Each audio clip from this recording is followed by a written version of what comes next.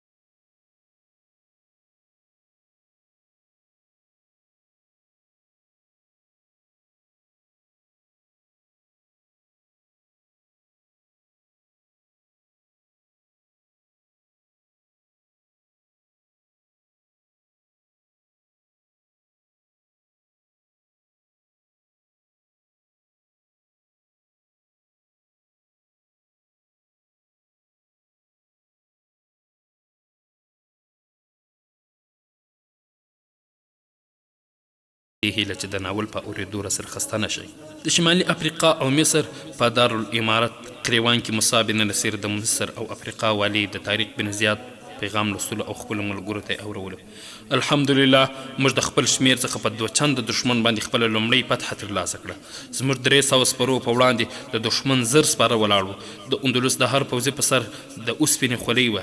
د هغو وسلې زموږ له وسلې څخه غوره او نوې وې. الله تعالی موږ ته د فتحه ګټلو طریقې او لارې چارې وښودلې. موږ له الله تعالی څخه روښنایي ترلاسه کوله. غشي ویشتونکي مو په ونو او سپاره مو د غونډیو تر شا پټ کړل.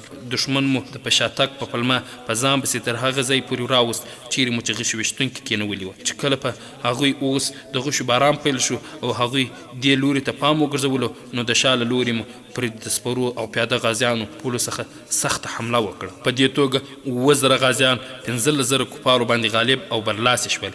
زه چې دا پیغام لیکم او څه ګورم هغه ستاسې د لیدو وړ هم دی او د امیر المؤمنین د لیدو وړتیا هم لري. دښمن مړي مو دومره زیات په کندو کې پټ کړل خو اوس هیڅ ځای نشته نو د اړتیا له مخې هغوی اوبو ته غورځوو. تر اوسه پورې 600 ژوندي اسونه او د وسلو انبارونه او ګدامونه په لاس راغلي دي. اوس نور زیات کومک ته اړتیا ده ځکه چې د اندلس پوځ ډیر زیات دی. مخکې کلابند ښارونه دي. زه د کومک لپاره سترګې په لار یم او مخکې به حرکت کوو. تاسو زموږ د فتحې او بري لپاره دعاګانې کوئ. که موږ ماتې وخوړه نو هلته نه درځو ځکه زموږ سره د بیرته تلو هیڅ شی هم نسته. په کومو 4 کښتیو کې چې راغلي وو هغه مو وسوځلې. مصعب بن نصیر سمدستي د ولید بن عبدالملک په نامه پیغام ولیکلو او د نور زیات کومک او مرستې غوښتنه یې وکړه. هغه ته د طارق بن زیاد د لومړۍ فتحې او بري پوره او مکمل معلومات وړاندې کړل. له پمپلونا څخه د راډیو دا اعلان وکړ در تلتلې پورې ټول ولس خبر کړي چې په اندلس باندې یو ناڅرګند قوم حمله او برید کړی او هغوی دومره خونړی لښکر دی چې زموږ 2 چنده پوځ یې نیم ختم او نیم یې تیز ته اړ کړ. دا ډېر خپلو چارواکو ته حکم وکړ چې ولسي خلک له دې لښکر څخه وویروي چې هغوی د شکمارانو له ډلې څخه چې مالونه میرمنې او پیغلې له ځانه سره تښتوي کورونو او فصلونو ته اور اچوي. حکومتي چارواکي هر لوري ته سپاره او استازي وزغلول چې په هر کلي او ښار کې اعلانونه وکړي. په هر کلي او کلیسا کې دا ډول اعلانونه پیل شول. د نامعلوم هیواد څخه د سمندر له لوري د لارې کوونکو او د رڼمارانو یو لوی لښکر زموږ ګران هیواد ته راننوتلی. هغوی زموږ یو لوی لښکر تباه او برباد کړی دی. د توپان او سیلاب په شان په مخ کې را روان دی. د هغوی هر سړی د خلکو کورونو ته ننوځي. قیمتي شیان ګاڼې نقدیات انجونې او میرمنې له ځان سره اخلي. وژل او اور اچول یې دنده ده. عبادت ځایونه هم تباه کوي. بې ګناه کوچنیان د نیزو په څوکو پورته کوي او په دې باندې خاندي او نڅا کوي. د اندلس امپراتور د دې وحشي او ځنګلي قوم د تباه او بربادولو لپاره خپل ویاړلی او باتور پوځ سره هغې لوري ته روان دی. امپراتور حکم کړی دی هر څوک چې تورې چلول غشي ویشتل او نیزې استعمالول یاد ولري باید په پوځ او لښکر کې شامل سي او دوی ته به تنخوا ورکول کیږي. د داړمارانو له لښکر څخه چې څه ونیول هغه به هم د دوی خپل وي. د دې کار لوی ګټه به دا وي چې ستاسې ځانونه مالونه کورونه حیا عزت به خوندي وي. تیار او چمتو سئ. وسلې او اسونه برابر کړئ. خپل مال او دولت کور او کورنۍ د لوټ او تالان څخه خوندي کړئ. که داسې نشئ کولی نو بیا خپل مالونه او میرمنې ځان سره واخلي او ځنګلونو ته وتښتئ. هلته د کمزورو او بې غیرتو څارویو او ځناورو په شان شپې ورځې تېرې کړئ چې کله بیرته راشئ نو د خپلو کورونو کنډوالې به وګورئ. ځوانان او بوډاګان په احساساتو او ولولو سره د جګړې لپاره تیارېدل. هغوی ته ویل شوي وو چې امپراتور د پلانۍ لارې څخه له پمپلونا څخه تلیتې ته روان دی. په پوځ کې د خلیدونکي خلک دي په لاره کې د لښکر لپاره ولاړ وي. د یهودانو عبادت ځایونو کې دا اعلانونه ونه شول. د اندلس فاتح د ناول درنو او قدرمنو اوریدونکو دا چې په راتلونکي کې څه وسول انشاء الله تعالی په راتلونکي برخه کې به یې واورو. دا خپرونه ما محسن احسان چمتو او تاسو ته وړاندې کړه. در بیا چې تاسو په درانه حضور کې راحاضرېږو تاسو ټول په لوی الله جل جلاله سپارو. السلام علیکم ورحمة الله وبرکاته.